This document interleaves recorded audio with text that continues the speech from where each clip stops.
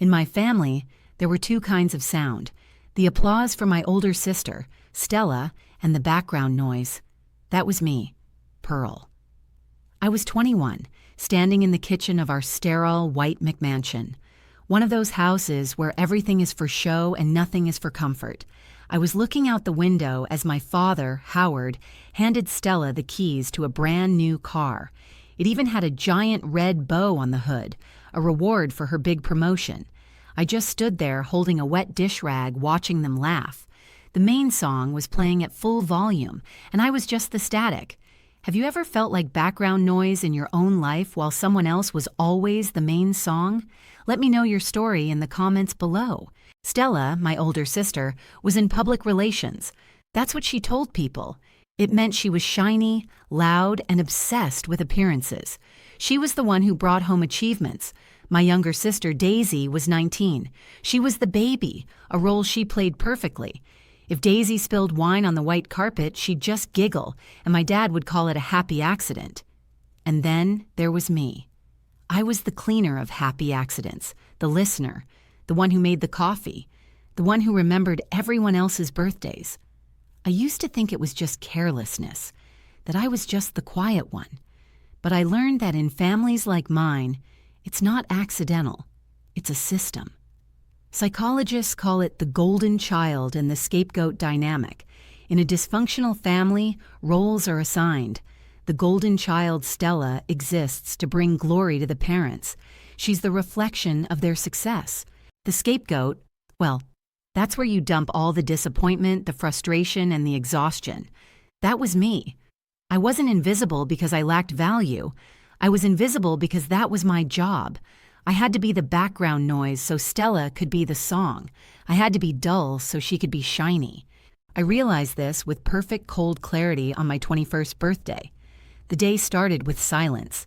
No happy birthday, no card on the counter, just a text from my dad, Howard, reminding me that it was trash day. Stella was out celebrating her promotion all day. I told myself it didn't matter. I went to my part-time job at the campus library, came home and baked myself a small cake, just a little round vanilla thing with store-bought frosting. I put a single candle in it and set it on the kitchen counter. I waited. Around 8:00 p.m., the front door flew open. Stella, Daisy, and my dad came in laughing, carrying shopping bags and empty champagne bottles from the celebration. Stella was glowing. "It was perfect, Dad." "Just perfect," she said, tossing her coat onto the chair I just cleaned.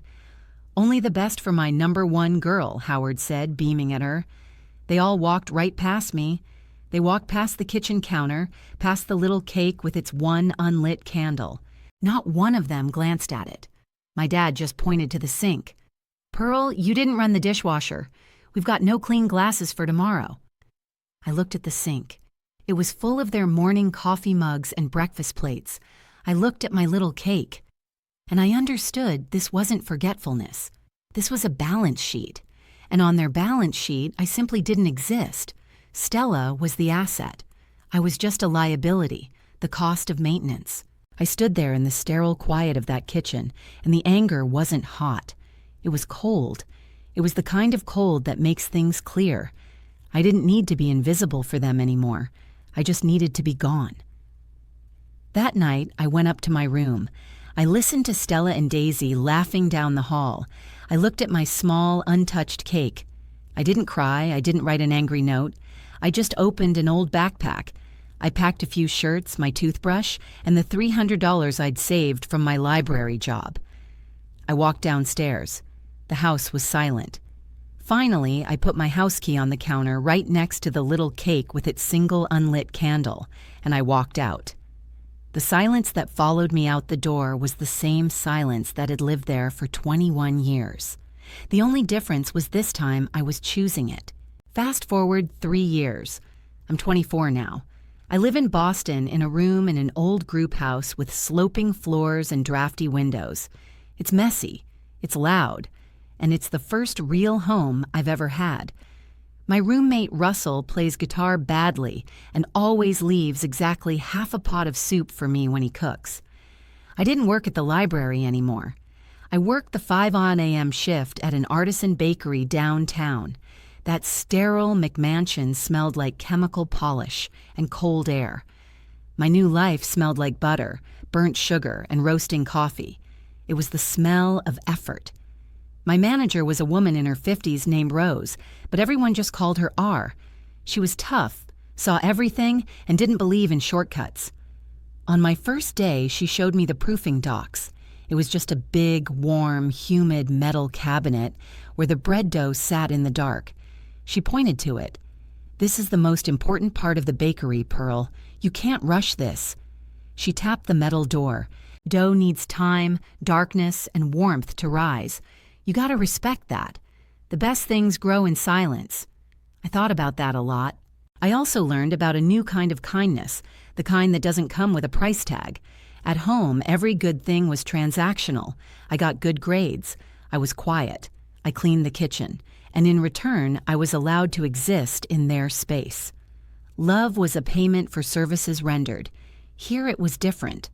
I remember about a month into the job, I was pulling a huge tray of almond croissants out of the oven. I was moving too fast, tired from class. My hand slipped, and the entire tray, dozens of them, crashed onto the floor. I froze. My whole body tensed up, bracing for the yelling, bracing for the "you're so clumsy, Pearl," or the "can't you do anything right?" That was the currency at home. I just stood there staring at the mess and said, "I'm so sorry, R. I'll pay for them." R just looked at the floor, then at me. She didn't raise her voice. She just sighed, grabbed a broom, and handed it to me. "Don't be stupid. Nobody's paying for anything. It's just flour and butter." She nudged my shoulder. "That's why we make them in batches, kid. Clean it up.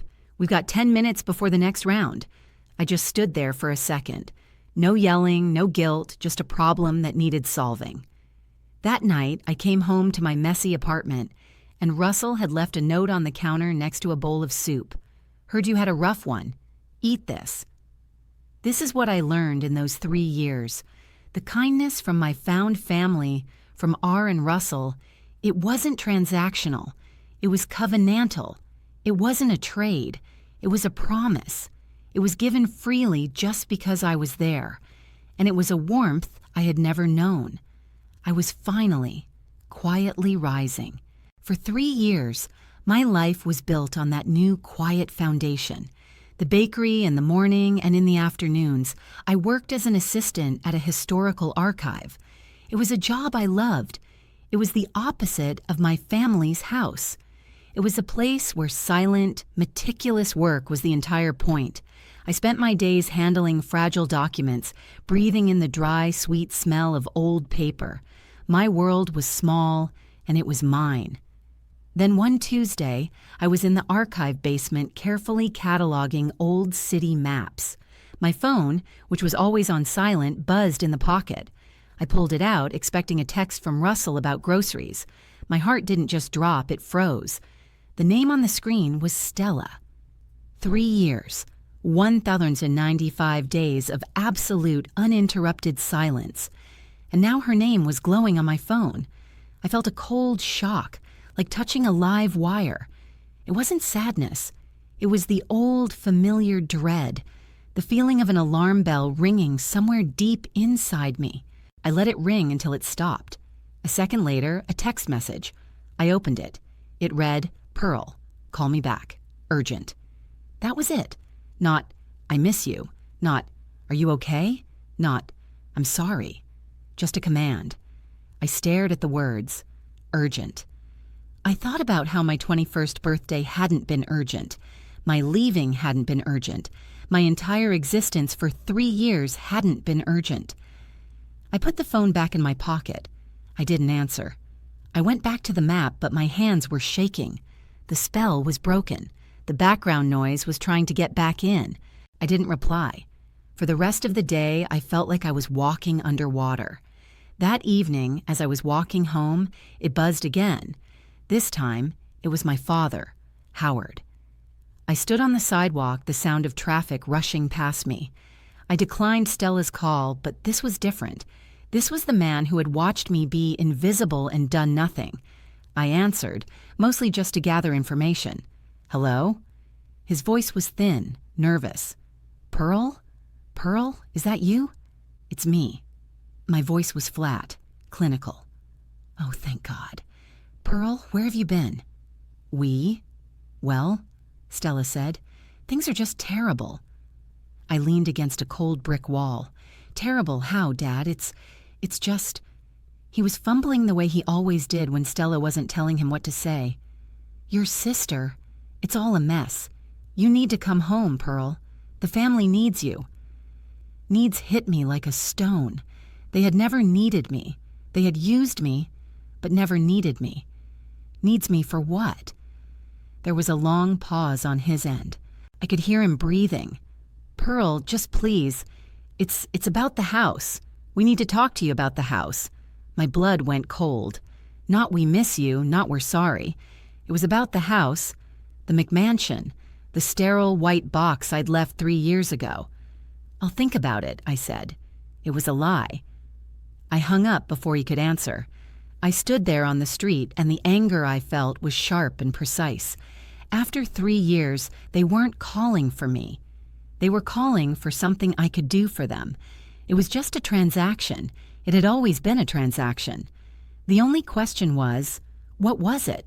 I agreed to meet them, not because I wanted to see them, but because I needed to know the why. A transaction requires all the terms to be on the table. We met at a generic coffee shop off the highway, halfway between my new life and my old one. Neutral ground. I got there 20 minutes early and chose a booth of the back corner, a place where I could see the door. I didn't buy anything. I just sat and waited, my hands resting on the table perfectly still. They walked in together, and the change was shocking. My father, Howard, looked like he had aged a decade. His shoulders were slumped, and the confidence he always had around Stella was gone. Stella. She was the real shock. The golden child was tarnished. Her shiny hair was dull, tied back in a messy bun. She was wearing a wrinkled sweatshirt, no makeup, and her eyes were puffy and red. The PR mask was gone. This was the raw, panicked person underneath. They slid into the booth opposite me. The air was thick with their anxiety. "Pearl," my dad started, his voice cracking. "You look good." I just nodded. I didn't return the pleasantry. I wasn't there for small talk. I was there for the invoice. Stella, to her credit, didn't waste time. Maybe the panic had burned through her usual manipulations. "We're in trouble, Pearl. Bad trouble." I waited. "The promotion," she said, looking down at her hands.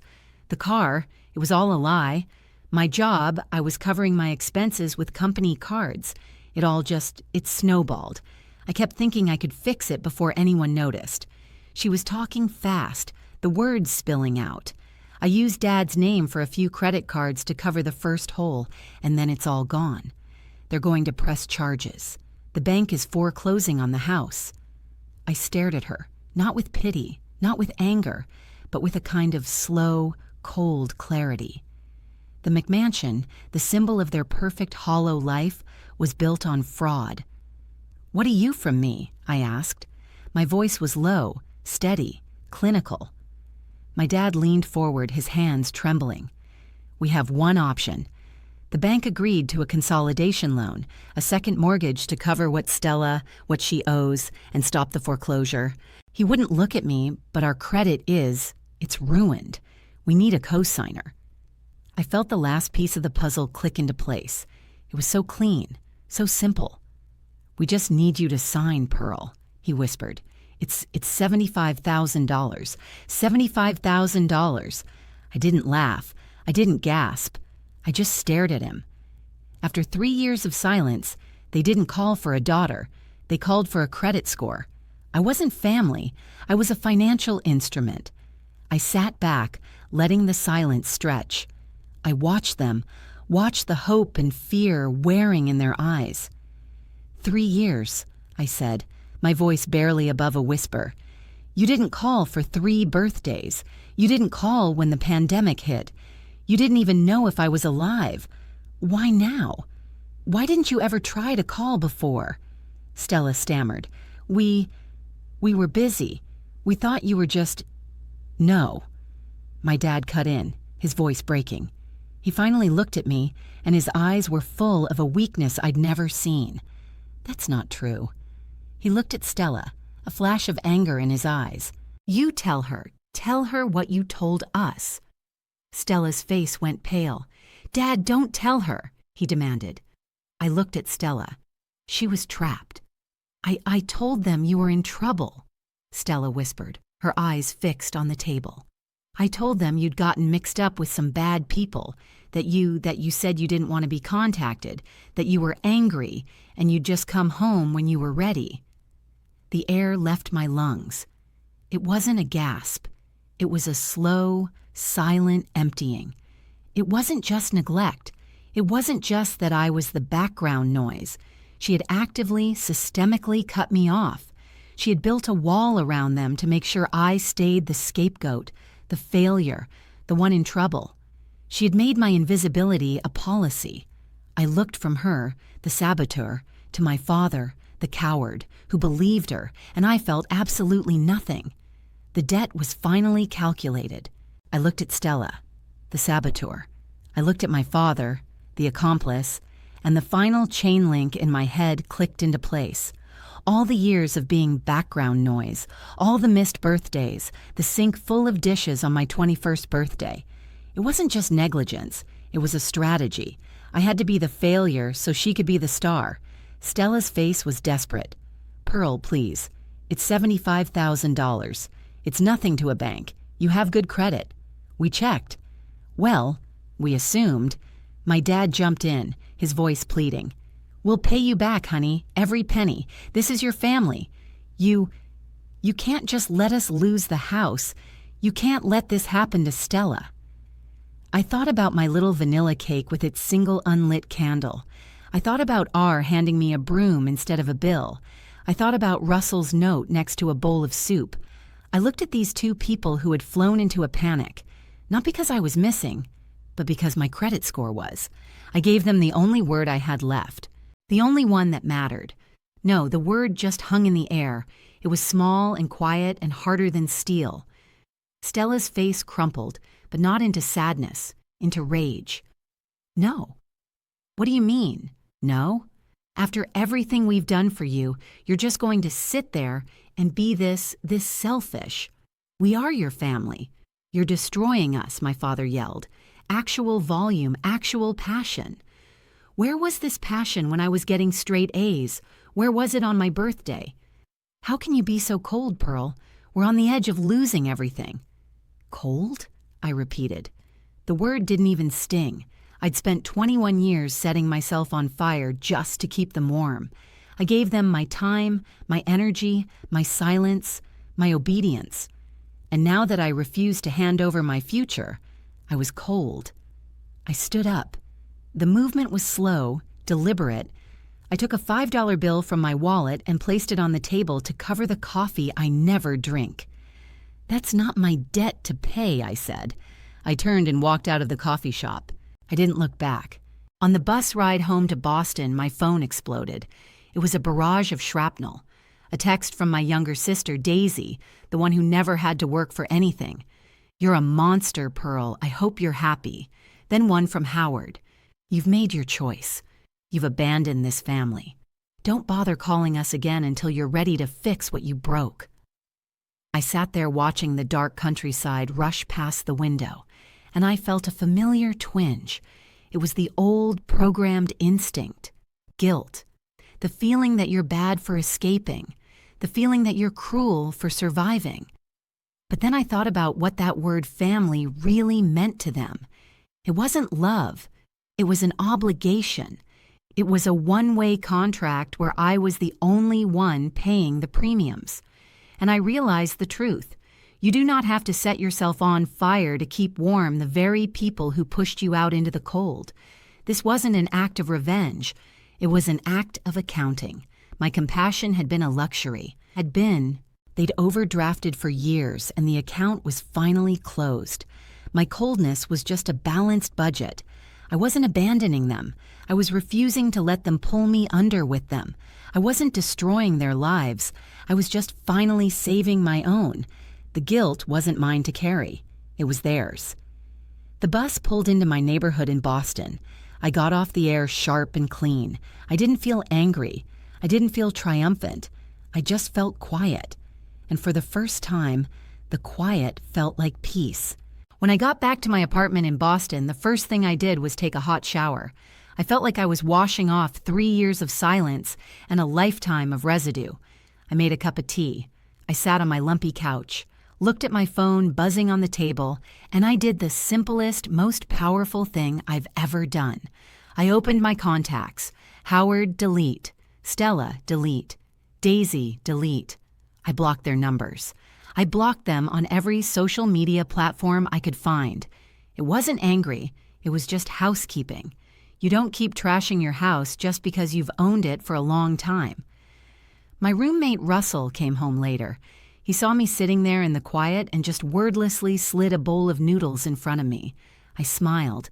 It was all the validation I needed. That night, I slept for 8 straight hours. No nightmares, no waking up at 3 a.m., wondering what I'd done wrong. The next morning, I was at the bakery by 5 a.m. The air was thick with the smell of yeast and warm sugar. R was already there, covered in flour, sliding trays into the oven. She looked up as I tied my apron. "You're quiet today, kid. Everything okay?" I nodded, feeling a smile I didn't have to fake. "Yeah, R, everything is." I went to the proofing box. I opened the heavy metal door and looked inside. In the warm, dark, humid quiet, rows and rows of dough were rising. They were doubling in size, full of life, all in perfect, powerful silence. R was right. The best things grow in the dark. They don't need applause, they just need warmth and time. I used to be the background noise in someone else's song. Then, for a long time, I was the silence of an empty room. Today, I'm still the silence, but it's a different kind. It's not the hollow silence of being forgotten. It's the full, rich silence of the proofing box. It's the sound of growth. If this story resonated with you, please share it with anyone who needs to be reminded that their value is not decided by someone else's applause. Thank you for listening. Hey,